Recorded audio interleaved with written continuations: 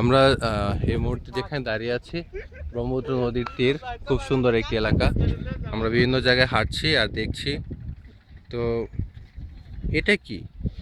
এটা মনে হচ্ছে একটু অন্যরকমের কোনো কিছু। হ্যাঁ, মাছি উঠছে, হয়তোবা কারো পায়খানা।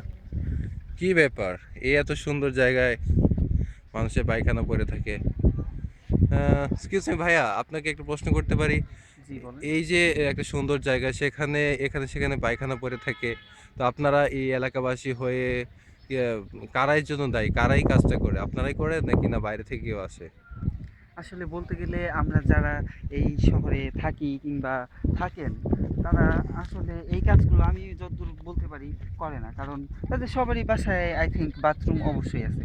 হ্যাঁ। তো যারা এই শহরে ভাসমান মানুষ, ধরেন এই জীবিকার তাগিদে আসে এই পার্কে কাজ করতে, তারা হইতে পারে, কিংবা সন্ধ্যার পরে এখানে কর্মী কিংবা সমকামীদের ঢল নামে।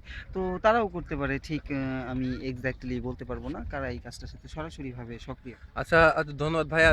আপনি কি কিছু বলতে পারবেন, এই যে এখানে যে পায়খানা পড়ে থাকে, এটার মধ্যে তো অনেকে স্লিপ খেয়ে পড়ে হাত পা ভাঙার একটা সম্ভাবনা থাকে, তো এই জন্য আপনারা কোনো পদক্ষেপ নিচ্ছেন না?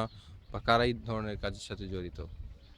এটা অ্যাকচুয়ালি বলতে গেলে যারা এর সাথে জড়িত তারা ভাসমানই বলতে গেলে চলে।